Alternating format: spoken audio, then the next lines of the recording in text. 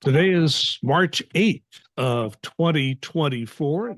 Welcoming to our Chapter 49 podcast. My name is Larry Lannan. I'm a retiree and do some work for Chapter 49, this podcast, and a few other odds and ends. Welcome. It's really good to have you with us. You've taken some time out of your day to be with us for this, what we try to make a weekly podcast as much as we can. Chapter 49 represents most IRS employees in the state of Indiana.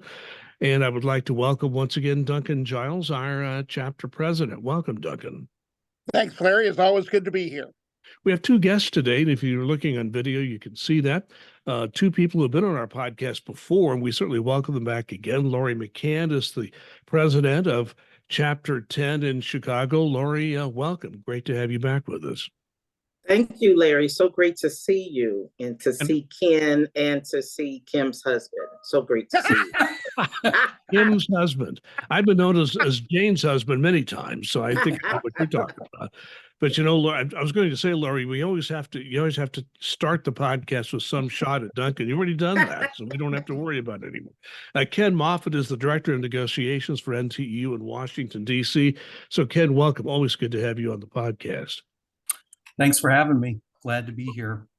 So we're going to start off. We're going to talk a lot about midterm bargaining. We wanted Ken and Lori to be on the podcast because they've just completed some very important bargaining with the IRS on midterm bargaining. We'll talk more about what the issues were and all that. But I want to start off to get everybody's take on the state of the IRS budget. We're recording this the day after the president's State of the Union message. We do know that the machinations in Congress continue. There are two different deadlines for the budget. One's coming up very quickly on us. Looks like the Congress is poised to pass these budgets, so you never know until it's done. And the IRS section of that budget comes later. But I think how this is handled in the first tier will tell us a lot about how it's handled the second tier, which IRS is a part. Let me start with Lori. Lori, you're up in Chicago. You obviously hear a lot from your members. You've been heavily involved in what's going on in Washington. Explain your take on this whole IRS budget issue. Well, Larry, one issue that really bothers me is that we're bringing in so many new hires, right? There's some of us, we've been doing this for a long time, so we're kind of used to it. But we're bringing on these new hires, and what we're saying is, welcome to IRS. Congratulations. You may be furloughed in a couple of weeks, and we don't have any space for you to sit in. So what the heck? One thing I just want to say here is that the employees want to do their jobs. They want to go to work. They want to do the jobs that they were hired for. So we want Congress to do their jobs so we can do our jobs. From a Washington perspective, Ken, I'm curious, you all talk about this a lot, I'm sure, in the NTEU headquarters in Washington. As we speak today, the morning of March 8th, what's the take on where the IRS budget and, frankly, the many agencies that NTEU represents? What's the state of budgets right now? Well, I mean, for us, it's the Financial Services and General Government Appropriations Bill. That's the one that the IRS falls under. And my understanding from talking to our ledge folks is that they are busy in negotiations over, what the FSGG appropriations bill is going to look like. That will tell us what the IRS funding will be. So they have until March 22nd deadline, Friday. I take it that's midnight on March 22nd. Yep. So, like Laurie said, while all of this is going on, the agency, the IRS is operating under a CR, which has kind of built-in limitations without knowing what your budget is. And, here we are in March, and this is a fiscal year budget that should have been passed in, before October 1 or shortly thereafter. The IRS can't make plans to hire or figure out what it's going to do in terms of spending additional money in this year because it's restricted by the CR to the same level of last fiscal year. So you have a bunch of different bods that are trying to hire, including the one that Laurie is in, Taxpayer Advocate Service, have had plans for months to hire more people, more case advocates, more lead case advocates, et cetera. Can't do it, or can do it, I guess, to the extent you're backfilling for attrition positions and that type of thing. So it really kind of hampers the agency's ability to do what it needs to do, under the IRA funding, which was to, make a lot of changes, hire additional FTEs to, change the the workforce, improve it, improve services, that type of thing. So that's where we are in Washington. I mean, we've got how many days? 14 days, I guess, 2 weeks, 2 weeks and a few hours to figure this all out, and hopefully it gets done. We've been pushing for the IRS to get a budget so that all of these other things can happen, and it is directly linked to the the IRA and the SOP and the TSO, and those kinds of initiatives are also hampered by the lack of a budget. Yeah, we'll talk about those alphabet soup things you mentioned there a little bit later. But Duncan, to dovetail on what Ken just said, IRS has now had 5 full months of a continuing resolution and trying to work on a tax filing season at the same time, which is no easy feat. Yeah, and especially when you throw in that there are some in Congress that want to pass a retroactive tax deal where they're going to increase the child tax credit and also some business depreciation. If they throw that in, that's just going to throw everything in a tailspin. My main worry, as it's been all these years, is the IRS is going to be treated as a football. Well, you've got the IRA funds. Why do you need a budget? Excuse me. And Commissioner Werfel's gone to the Hill to both the Senate and the House and made a very good case on why we need the regular budget as well as the IRA funds to kind of improve service, collect more taxes. We don't have to worry about furloughing employees, and we can get stuff done on a regular basis. And as Ken alluded to, start some of these new initiatives so we can improve things for the taxpayers. We've got 2 weeks to do it, and I'm very frightened that, with all the other, this one was the easy one. The smaller one that's going to be passed by the Senate and signed by the president, I'm assuming by midnight tonight, that's the easy one. That's the smaller one. It's got some controversial things in it that they were worried about, but not the major ones. This one that we're included in is going to be a much tougher road, and I'm very concerned that we'll be able to do it. So we'll keep you updated as best we can on this podcast and on our Facebook page. But I want to go to the main reason we have Ken and Laurie with us, because midterm bargaining has completed. There is an agreement. Of course, we're waiting on the Treasury to get final approval with their lawyers. But at this point, we know what the provisions are as things stand right now. So, Laurie, you've been through this ringer many times with Duncan at times. But the midterm bargaining is over. I guess I want to just ask you to address a couple of things from your perspective as a chapter president on the bargaining team. How do you think the bargaining went in terms of the back and forth between your team and the management? And talk about what compromises had to be made and what gains employees have made in this midterm bargaining agreement. Compromises. Did I use a? Mary, we don't compromise. Did I use a dirty word? Must be thinking of a different union. Okay, Laurie, I'll let you use the terminology you want to use. I'll let you start, and Ken, I'm sure we'll jump in, but go right ahead.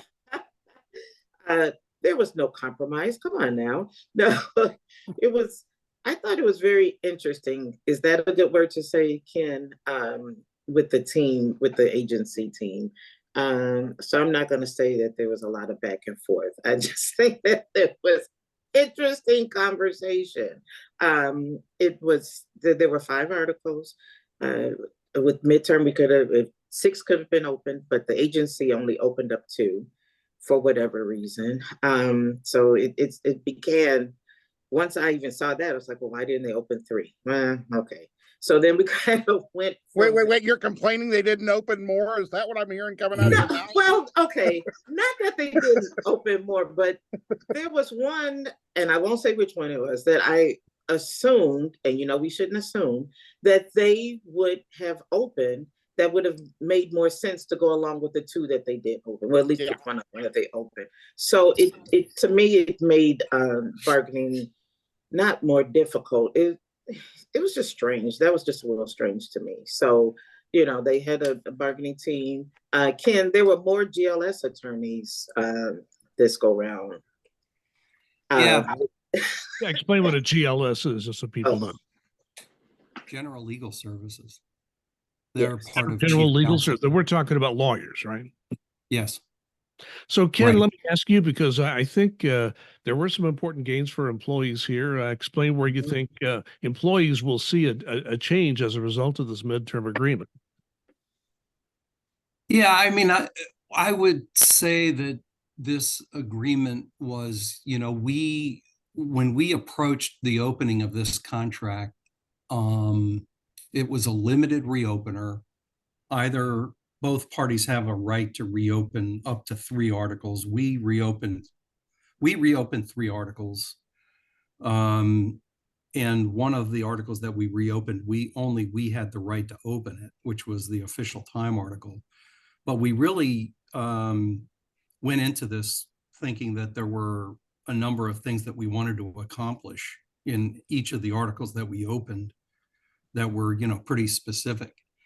And I would say that awards was probably at the top of the list, just in terms of, we've watched what has happened with the IRS funding over the last, couple of years, and getting the IRA funding, which I think was, 80 billion at the beginning, is now 60 billion. So we wanted to improve the awards program. And, we did that. So we made a number of, I think, pretty significant gains there. Overall, in terms of the funding for performance awards, we made a gain. We bumped it up to 2.25% of the way the formula works. It's based on the prior fiscal year base and locality salary of all BUEs. So that 2.25% is probably approaching, is going to approach, $100 million in performance awards funding.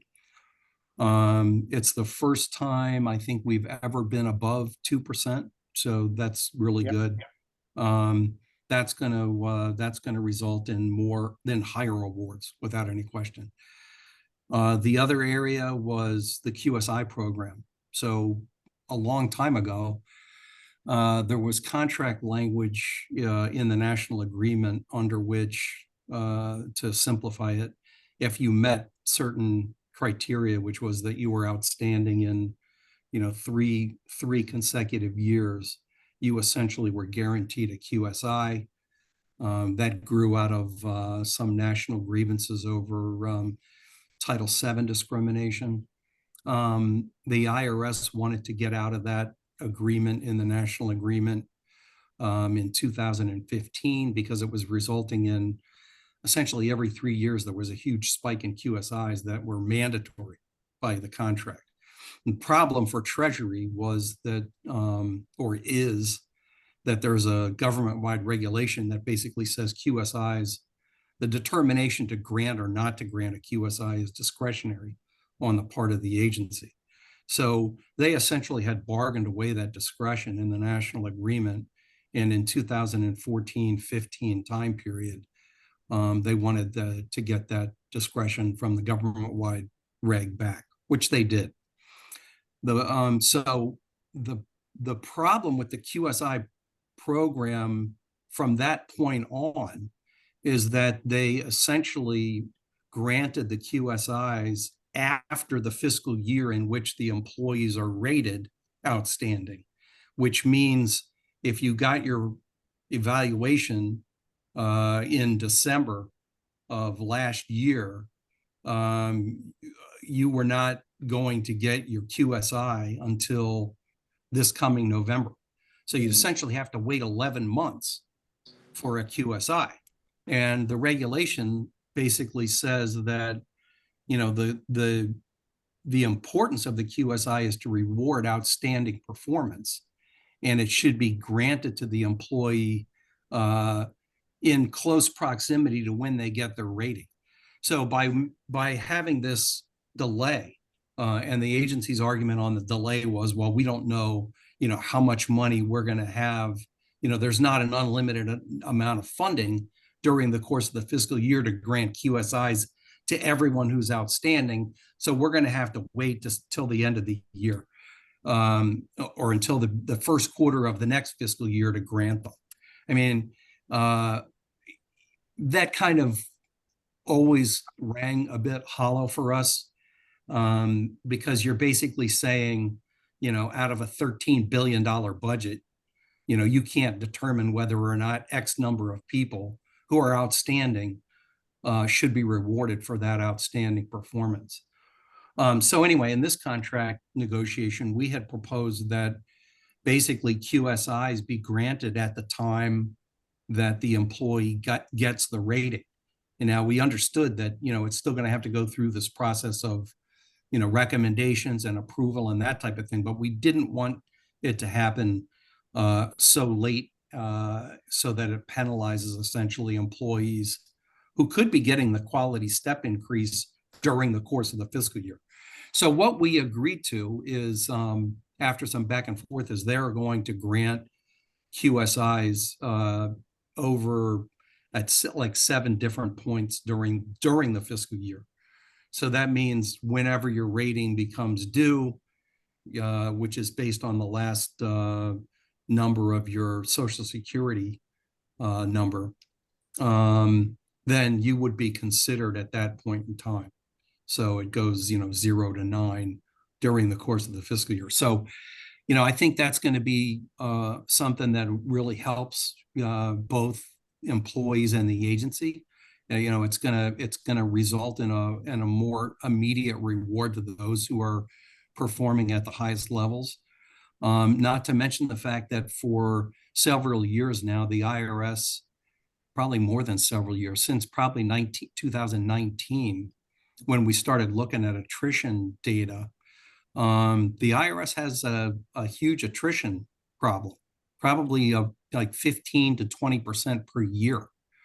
Some of that is people that retire, and a lot of that is people who walk away from the agency because they're dissatisfied with one thing or another, or maybe 18 things or 40 things. But anyway, that's a problem, because you're spending a lot of money on having to hire people just to maintain your current level of FTEs. So to the extent that you can do anything, this was the argument that we made with them at the table, to the extent that you can do anything to reward employees, either in terms of, you know, higher awards for those that are performing at a high level, QSIs, that type of thing, that would be a good thing to try to reduce the number of people that walk out the door. You know, Duncan, and oh, sorry, Larry. Go ahead, Laurie. I was just going to interject. I was just going to interject one thing. I think that the awards was just a great win for employees, and not only the 2.25, the 90/10 for the MPAA and the bilingual special ag. No, the special ag bilingual went up, and so I called Ken. I have another name for him. I'm going to give it to him. Ken $1 Million Man Moffett. Not reflected in my bank account. But it was because he was looking at those numbers. We were looking at them, and we were just driven. And as Ken just stated, you know, so many employees are going out the door. And then you have the agency, they're paying incentives. They're hiring incentives. So you have hiring incentives for new hires, and then you have, you know, your seasoned employees, and you don't want to pay them with awards. So I just think that this was a win-win-win situation for the employees. Let me bring Duncan in here because, Duncan, that's the first thing that struck me when I looked at the summary of all the midterm bargaining agreements that were reached. Obviously the official time is important for internal union business for people who have to manage that. But it was the awards agreement that stuck out. And for me, as somebody who received QSIs as an employee, it's a great award because it follows you throughout your career. And also as a manager, I loved recommending QSIs for my employees. And the increase in the awards pool, as Laurie said, it's in the millions. So we'll call Ken the $1 million man now. But as somebody, Duncan, who is a chapter president, has been for a long time, and has also served on some of these national bargaining teams, I'd like your thoughts on these major gains for people, particularly being rewarded for the good work they do. Yeah, well, first off, I've just been thinking about that. If he's $1 million Ken, I guess I'm $10 Duncan. But no, I think the team did a great job, and especially framing it to the IRS to say, look, you've got a huge retention problem. You're paying all these bonuses to people off the street. This is really irritating the people who are training them, busting their butts, doing a great job. And the QSI thing has been forever. We were there when I was there, when we were at the Federal Services Impasse panel trying to figure out what we can do about QSIs with Ken. And the agency was just like, nope, it's going to be discretionary. It's going to be discretionary. So they've made it discretionary, but they made it so that nobody knew when they were going to get their QSI, what the determination was. And it's still going to be managers are going to be doing what upper level management does sometimes and figuring out who gets it or what percentage of employees get it, no matter how many deserve it. But it's a great thing to at least have some time frames that it'll be rewarded by.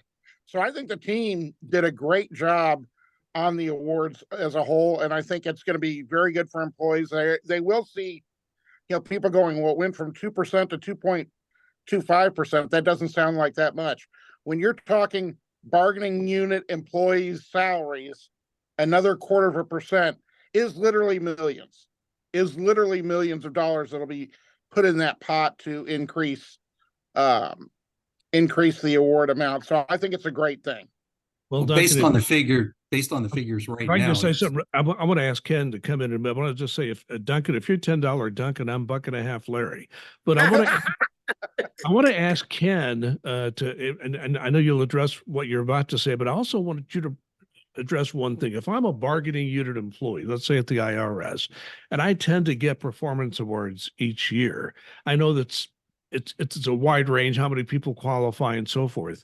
It's quite how should I put it? It's a mathematical calculation. But can you just give me maybe a rough example of how someone who normally does receive a performance award might see more money in their award in the coming years? Yeah.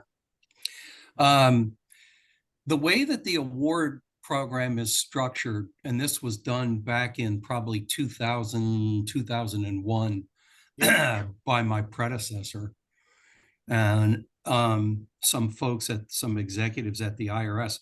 The way it's structured is you have the funding amount, and then you have the ability to earn shares, award shares. And the number of shares that you are entitled to get that turn into money, into a cash award, is based on two things: your rating of record, which is your average of your 6850, and your grade.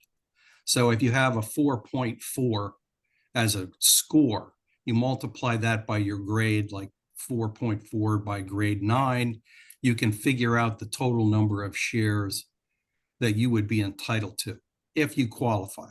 Now, qualification is based on what pool you're in and whether or not you're in the top 55% plus ties. So initially, when you look at it, top 55% plus ties that's a lot of people. That's like, we're talking about tens of thousands of people, because it's not, top 30 or top 40, it's top 55 plus ties. So, and then the share value is pretty simple.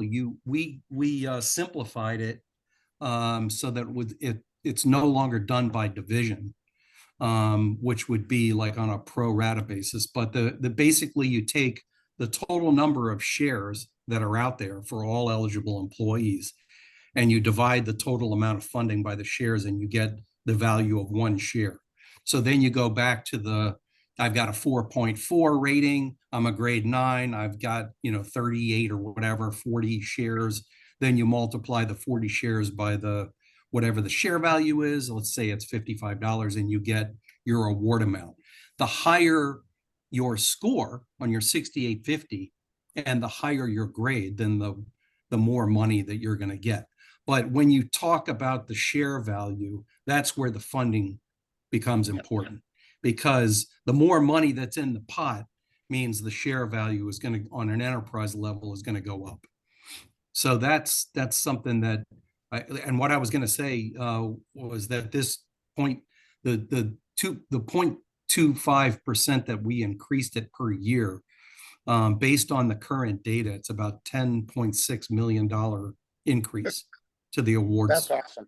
Pool, that's a lot of money. That's awesome. So yeah. And one other thing that we did on awards that I thought was also good is there's a number of people in the bargaining unit. I don't know exactly how many, because some of them are also not in the bargaining unit, but there's a number of people that are in campuses that are signers for the deaf and hard of hearing community. And there are a number of bargaining unit employees that we have that are in that community. And those folks were not getting any kind of special recognition for all of the work that they do, which is collateral to their main job if they're in the bargaining unit. So one of the things that we had proposed and actually won was that they would also be entitled to a bilingual award. We kind of just changed the nature of the bilingual award to include them. So they're also now going to be entitled to not just a performance award, but also, $850 a year if they perform as a signer. These are like informal discussions and that type of thing that they have on campuses or wherever. So that's one of the things that we also wanted to win that provision, and we did. If you're somebody proficient in sign language and you leave IRS and go somewhere else, you can make a pretty good living out of that. So the idea that you are now at least rewarding those people. I want to get to a couple of other issues before we leave this. So Lori, any other comments or anything else you want to say to people who are listening about this midterm bargaining agreement? One thing I want to add is that we worked on, and I'm really happy about, is in the telework in the Article 50 about medical telework, and that's a new section. And the reason that it was that we proposed it was because there's sometimes that an employee may be in a situation where they need to waive coming into the office. So let's say they're frequent and they have to come in, they're on frequent telework and they have to come in 2 days, a pay period. But let's say that, I'm going to say, have a cold, or they may even have COVID, or, something like that, or broke a foot, something like that. Well, they don't need to do a reasonable accommodation, but they just need to not go into the office for a week or two. And sometimes that would become an issue with managers where they would not waive it, which is kind of ridiculous. And I just had that situation the other day where an employee could not go into the office on their in-office day because they were ill, but they felt well enough to be able to work, but they just could not do the commute. And so the manager said, well, no, if you're sick, you have to take sick leave for that day. So even though so they didn't get the work from the employee that day, even though they were able to work. So this was a big win for us, I believe, because this is a situation that happens over and over again. So that's new. That's in the Article 50. So I think that's great. So Kim, just briefly, anything else you think people listening or watching would need to know about this agreement? Yep. We talked so far about our interests, and I think it would be worth mentioning one of the main interests that the IRS had was the trying to figure out whether or not there's a way to expedite the hoteling process, the negotiation over hoteling. And Going to one the of the 15 to 1. Yeah, yeah, at least. So, they had made, at the outset, they had made a number of proposals that we thought were permissive and, basically required us to waive a number of things. But at the end of the day, in Article 11, we reached an agreement over a bit of a cleaner process on hoteling, where if they're just doing hoteling without any other space changes, Article 47, that's the midterm bargaining article, that requires them previously, before this contract, required them to give pre-decisional involvement input for the chapter, including on everything, hoteling, that type of thing. And in this contract, what we did in Article 11, Section 20, is we basically agreed that if they're just doing hoteling, converting workstations from individual workstations to those that are going to be shared by employees that are deemed under the applicable criteria to be out of office, which is, more than 80 hours a month, those that are on frequent, et cetera, then they don't need to give the chapter PDI. They can just initiate bargaining formally on that. And that should, maybe it will help the IRS. I mean, it's a process that they've had all along to do. I'm not going to get into what my opinion is on how they've managed that process, because it's not very good. But, and this is something that we've been talking to them about, desk sharing and hoteling for easily over 14 years, 15 years. Even when it was frequent telework was called occupational flexiplace. So yeah, this is a way for, we understand that, that both parties have an interest in this, to the extent that they need space to hire more people. We want them to have the space available. And if there are workstations that are used twice out of a pay period by one person, and other people can use that same workstation, then we're on board with converting those into hoteling or desk sharing workstations, so that it can accommodate more people. And if you were to look at, for example, TAS and their need to hire case advocates, that's a perfect example. Does TAS need more case advocates? Absolutely. You have folks that are working that are carrying like 130, 140 cases. They need more folks to help out, to spread out the work. So to the extent that we can assist the agency in doing that, that's one of the things that I think that should result in hopefully an easier process for them. So Duncan, anybody who's listened or watched this podcast knows you have some very particular ideas about this hoteling thing. But that or anything you would like to say, just based on what you have seen in this midterm bargaining, that we need to talk about before we move on? Yeah, the two things. One is on hoteling.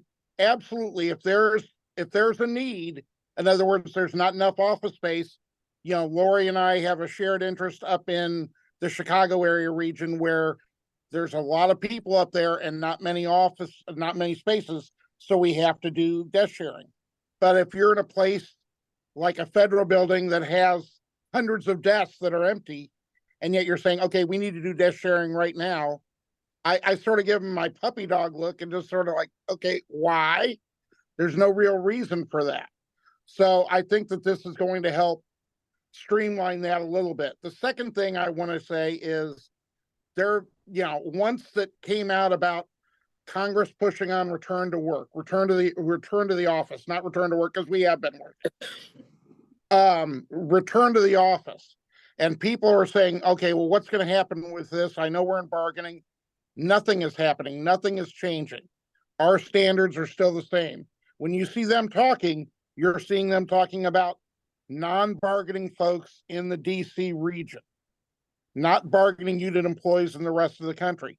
If they want to come and try and get more folks back to work, bargaining unit, they're going to have to serve notice to Doreen and Ken and we'll have to gear up for that rodeo. But as of now, and anything I've heard, that's not happening. And, you know, we've beaten back any suggestion that they start doing that informally or anything of that nature. So I was very glad the team was all over that as well. So when people get their next check or direct deposit on their awards, and it's a bigger amount, thank the people we're talking to right here because they help make that happen. Ken, I want to bring you in on something that I just learned about yesterday. President Biden has issued a new executive order on labor management committees. And I'd like for you to just talk about what that executive order says and how it may or may not impact how NTEU and IRS interact with each other. Yeah, I just read it yesterday. We're going to be having discussions with them about it. I mean, it's essentially rescinds the executive order that had existed under the prior administration that essentially got rid of the labor management forum that existed in the prior administration. But so we've really come full circle. We look at it as a positive thing. You know, we think that this executive order has PDI in it, pre-decisional involvement of the union. You know, that's something that we have been pushing where we can get it. And if we're going to talk about that TSO agreement, that's an area where we're going to get PDI. So, yeah, I mean, we welcome the executive order, even if it's in the, you know, the final year of the administration, at least in the, you know, this term of the administration. We'll see what happens in November. But yeah, we are a huge proponent of the union and the agency getting together and talking about things that are going to be changing. Any kind of initiative that's going to be changing. You know, there you can get the input of employees who do the work on the front line, or you can go out and hire vendors to basically dictate what, you know, people that have never worked in the agency to dictate how change is going to occur. You know, our view is that it's always better to get the input of employees who are doing the actual work. And you know, we had a meeting yesterday with TAS, a couple of folks at TAS executives that were talking about collaboration on, you know, they're looking at potentially replacing the TAMIS system, which is the system that case advocates and others use for their work. And they are very welcoming in terms of, you know, getting our input and meeting with us and collaborating on it. So, yeah, I think, you know, it just, the ink is still drying on that executive order, but, you know, we're going to look at it, and where we can, we will be pushing for, you know, these labor management forums and getting PDI for both chapter leaders and bargaining unit employees.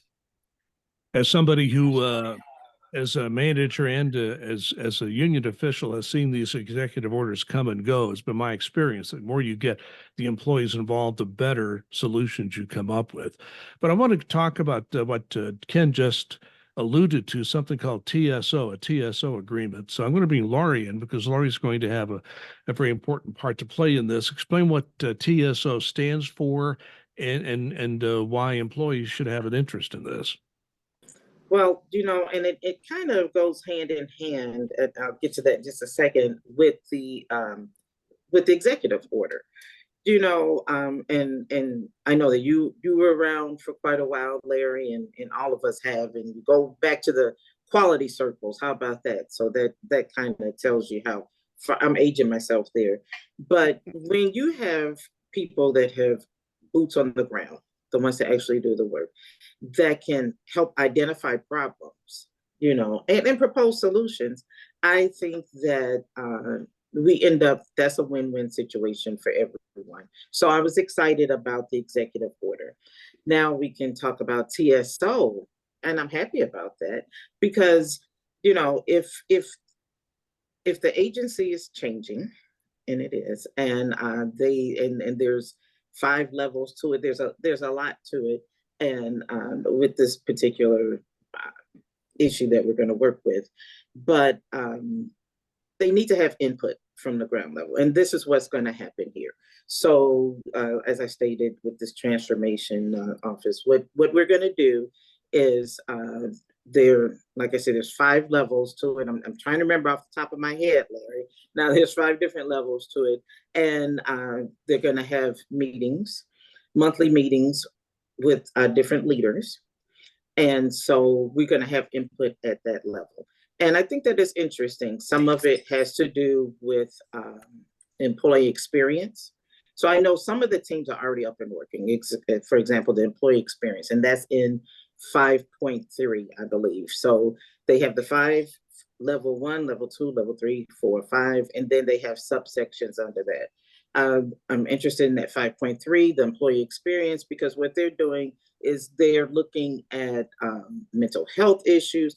How can they help employees? So there's all type of things. This started from a conversation with the commissioner, Commissioner Werfel. He met with chapter leaders. First, we met virtually, and we discussed concerns that we had. And then we met all together in Kansas City, and that's how these 5 different levels were established. So it was input from the beginning from chapter leaders. So we will be there. We're going to work on these different issues. And the agreement was just signed, I think on the 6th. Is that right, Ken? Was that the 6th? Yes. Yeah, it was signed on the 6th. So we're going to get started with that. But this came directly from conversations between the chapter leaders and the commissioner. So I'm looking forward to it. We're running out of time, Duncan. So any comments you'd like to make on first the executive order from the president of labor management committees and the TSO? What anything you'd like to add to that? No, I think, excuse me, the labor management executive order is a great thing. Anytime that we can get sitting, talking, discussing issues is always great. On the TSO, I think that Ken and his folks did a great job on negotiating this to make sure that, like Lori said, it came from a germ of a discussion between chapter leaders and the commissioner.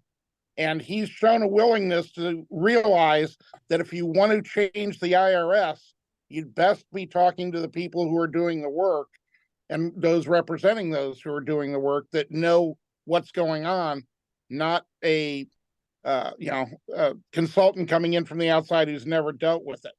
So I think that this is going to be very, very helpful. I'm very thankful to Ken and Lori for all they've been doing lately. Finally glad they're picking up some slack. You hear that lately, Ken? But no, I think both of them are great things. We have to be respectful of people's time. We were a little over time already, so I would appreciate a little, if you could be a little bit brief in this. I want to ask Ken and then Lori, anything you'd like to add to this discussion before we wrap it up this time? Ken, you can. Yeah, I don't think so. I mean, I think I'm very, very grateful for the folks that we had on the midterm bargaining team, including Laurie and Terry Scott and Jason Sisk, and all of the other chapter leaders. I mean, one of the things Laurie alluded to is the different experience level of the folks that we have when we go to the collective bargaining table. It's a big deal, I think, in the sense that we've always had folks at the table that have, in my view, superior knowledge than the folks that the IRS brings to the table. And the IRS, they have a couple of good people that were at the table, but it's a real pleasure to work with folks that have 20 plus years of experience. You can really drill down on what's going on in the workplace a lot better with folks that have to deal with a lot of different bods and a lot of different issues. So yeah, I think we're very happy with where we landed on the term agreement. It's going to last for 3 more years, and we'll see what happens from there. Lori, your final chance. Anything to add to all that? I just want to say, I think that we got good terms under this midterm agreement, due to the guidance by Ken, $1 Million Moffett, and also Doreen. And I want to say, I appreciate all of the chapter leaders that were at the table and who weren't at the table, who provided input for us. And also Dan Casper. I think we have a wonderful national office, and I appreciate the support that we receive from them. So I want to say, for it, whether it's bargaining or we're looking at this executive order or TSO or whatever it is, I think that if we all work together, then we're going to be very successful. So I appreciate everyone, even Duncan. Well, $10 Duncan, anything you'd like to add? I think she said it all right there. We're good. I think you should be $20 Duncan. Thank you, Ken. I Well, appreciate I can you go up from negotiating on my behalf. I'll go Just up given buck and a half. inflation and all.